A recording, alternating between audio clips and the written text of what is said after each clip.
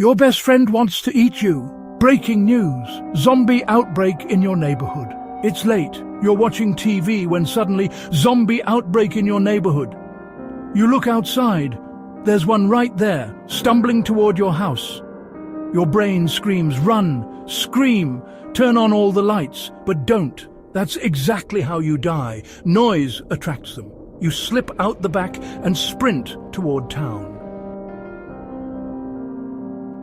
On the road, a group races past you.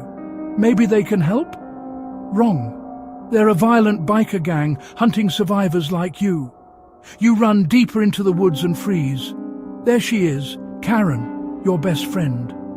Relief floods through you. Finally, someone you can trust. You rush toward her with open arms. She smiles back, but her eyes are dead. Her skin is grey. Karen lunges. You were never safe.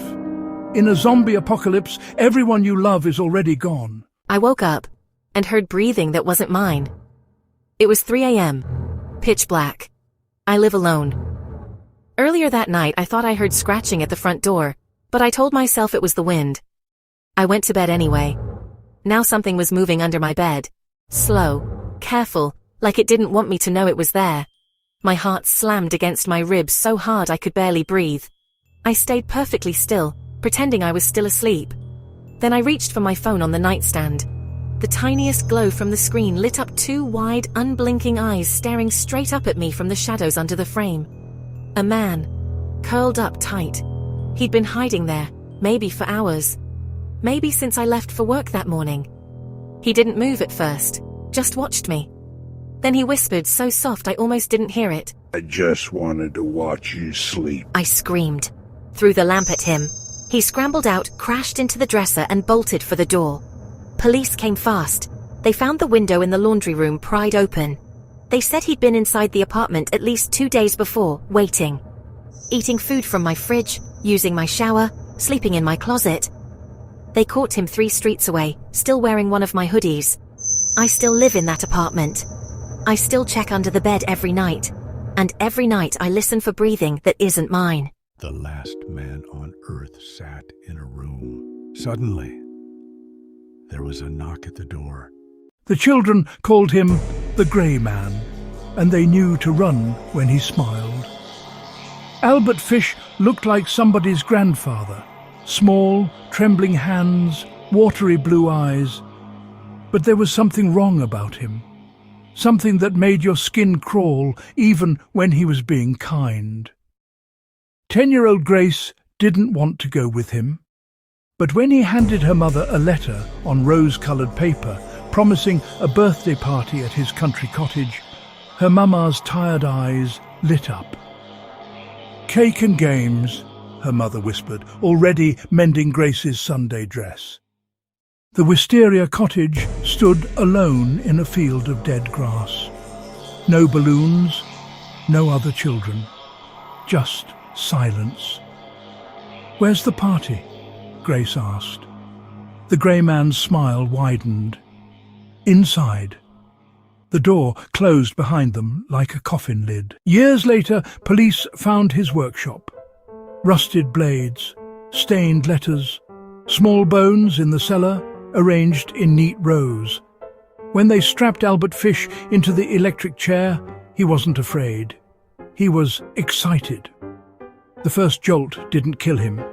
Neither did the second. The needles he'd pushed into his own flesh, dozens of them hidden under his skin, had short-circuited the chair. It took 3 tries to stop his heart. They say if you visit that abandoned field upstate, you can still smell iron and stagnant water on the wind.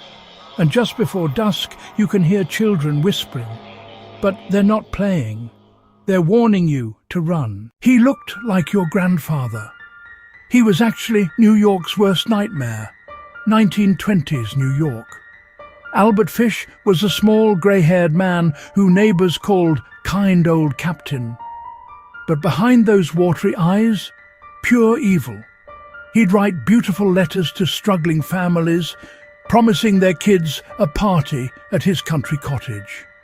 There was no party. just a locked door and a butcher's cleaver.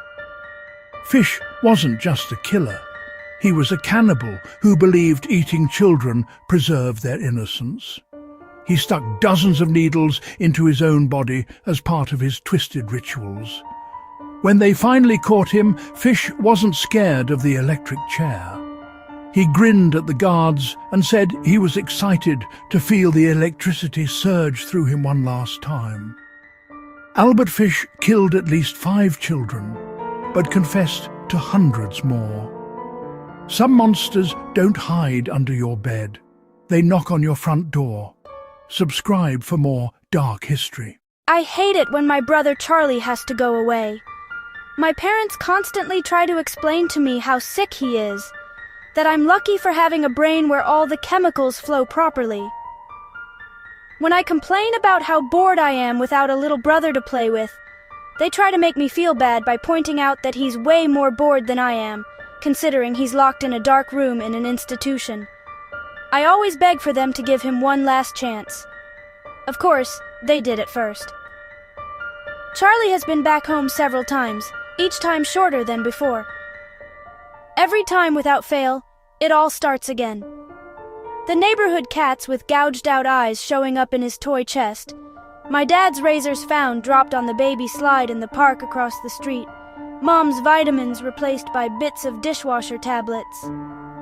My parents are hesitant now, using last chances sparingly.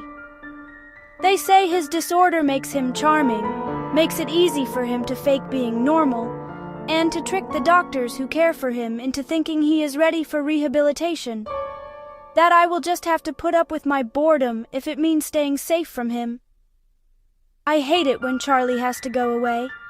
It makes me have to pretend to be good until he is back. A hiker decided to go on a hike by himself, something he was not very used to. The whole day was normal. Trees and bushes engulfed his surroundings. He enjoyed being outdoors in the mountains. Nothing seemed strange to him. That was until he was making his way back to his car. He figured an 8-hour hike was good enough. The sky was already getting dark, and he needed to get back fast. What was odd was how much he didn't recognize the trail back. He began to panic. Night had already taken over, and all he had was a flashlight and no clue on how to get back. He knew it was already too late and too dangerous to keep going through the perilous forest. He began to worry that he would have no shelter for the night, when, almost luckily enough, he stumbled across a broken-down cabin. It was dark and seemed like no one had visited it in years, but he knew it was the only place where he could rest until daylight, especially since his flashlight was running out of battery. He knocked on the door a few times, but no one answered, so he let himself in, where, strangely enough, a perfect bed fitted for one person awaited him in the center. He told himself that if the owner returned, he could explain. Surely they would not mind. So he went ahead and got himself comfortable in bed. As he tried to sleep, he couldn't ignore the collection of paintings around the room, portraits of strange-looking people, all peering at him, each wearing a smile that sent chills up his spine. Not too long after, his exhaustion from the hike got the best of him, and he was able to ignore the faces. The next morning, he got up early and was shocked to see that there were no paintings around the room, but windows. A doctor was on duty at an eerily quiet hospital. It was a place with its own system for tracking life and death. Patients were tagged with coloured bands. Green meant alive. Red meant deceased. One night, the doctor was told to get a few supplies from the basement of the hospital, a place few staff ever visited. So he headed down towards the lift. The lift doors slid open, revealing a patient already inside, a woman standing silently minding her own business. Patients were allowed to roam around the hospital to stretch, especially those who had stayed for a long time. The only rule was to be back in their rooms before 10. The doctor offered a polite smile to the patient before stepping in and pressing the button for the basement. He found it unusual that the woman didn't have a floor already selected. He wondered if she was also heading down to the basement. The lift finally reached the floor, its doors groaning open. In the distance, a man was limping slowly towards the elevator. A sudden panic seized the doctor, and he slammed the elevator button to close the doors. It finally did, and the lift began to ascend back up. The doctor's heart was pounding in his chest. Why did you do that? He was just trying to use the lift. Did you see his wrist? It was red. He died last night. I would know because I did his surgery. I pronounced him dead myself. You mean, like this one? I'm serious. Don't. Look. Because the last person who saw this said they felt something breathing right behind their neck. It starts small, a cold spot, a sound that's not quite a sound, like someone shifting their weight just out of sight. Then your brain tries to fix it. It's nothing, it's just the room. But your body knows. Your body always knows. That's why your shoulders just tensed. That's why your eyes keep wanting to check. Because something is waiting for you to look. See, it can't move unless you acknowledge it.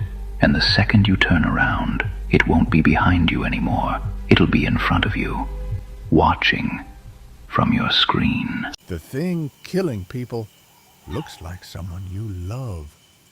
3 bodies, same neighborhood, stripped almost clean. Police blamed animals, but animals don't knock on your door. At every scene, the same symbol, an ancient mark, meant to keep evil out. That's when I realized this wasn't an animal. It's called a Rakshasa. It doesn't chase you. It doesn't hide. It becomes someone you trust. A friend, family, someone you'd never question. Because it doesn't break in, you let it inside. And by the time you feel it, that something's wrong, it's already too late. So think about it. If it needed a face to get close to you, whose would it use?